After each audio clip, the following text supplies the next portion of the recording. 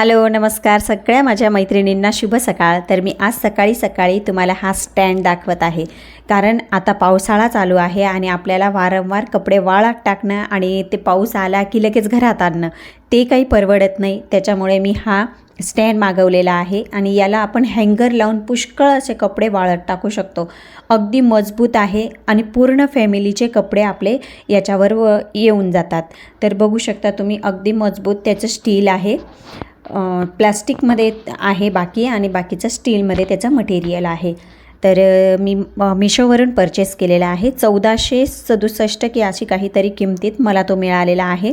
जर तुम्हाला घ्यायचा असेल तर नक्की तुम्ही हा स्टँड घेऊ शकता। एकदा का आपण याच्यावर कपडे वाळत टाकले आणि तो स्टँड पंख्याखाली ठेवला तर आपले दिवसभराची जे टेन्शन असतं ना, कपड्यांना घेऊन की ते कपडे वाळतील की नाही, परत बाहेर टाकायचे, घरात आणायचे, ते सगळं आपलं टेन्शन याच्यातून जातं। तर बघू शकता तुम्ही, इथं मी तुम्हाला कपडेसुद्धा वाळत टाकून दाखवलेले आहेत। पुष्कळ असे कपडे याच्यावर मावतात आणि हँगरच्या सहाय्याने तर आपण भरपूर असे कपडे टाकू शकतो त्यावर। इकडं मोगऱ्याला भरपूर अशी फुलं आलेली होती, तर त्याच्यातून एक फूल मी घेतलं आणि महादेवाच्या पिंडीवर अर्पण केलं। आता श्रावण महिना आहे तर महादेवांच्या पिंडीवर सफेद फूल अर्पण केलेलं खूप चांगलं असतं। आज माझ्या सासऱ्यांची पुण्यतिथी होती, तर मी त्यांचा फोटो व्यवस्थित पुसून वगैरे घेतला आणि टेबलावर ठेवला आणि त्या फोटोपुढे मग मी फुलं अर्पण केली आणि दिवासुद्धा लावला। नंतर मी त्यांना नैवेद्य दाखवण्यासाठी ज्या वस्तू बनवल्या होत्या, तर शक्यतो आमच्याकडे पुरणाची पोळीच केली जाते, पण आमच्या घरी काही कोणी खात नाही, त्यामुळे मग मी पोळी आणि खीर बनवली होती।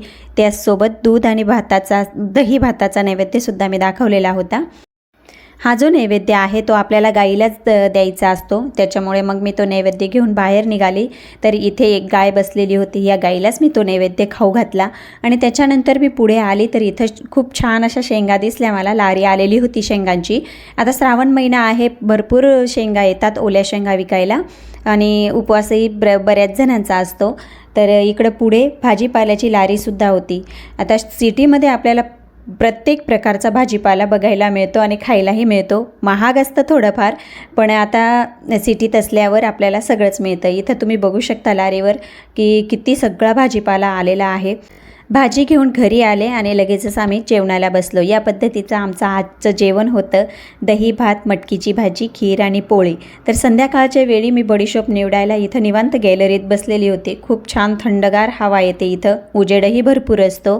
तर मला मुखवास बनवायचा आहे, जवळजवळ 1 ते 1.5 किलोचा। तर जेव्हा मी तो मुखवास बनवेल तुमच्याबरोबर नक्की शेअर करेल। चला, व्हिडिओ आवडला असेल तर लाईक आणि सबस्क्राईब करा।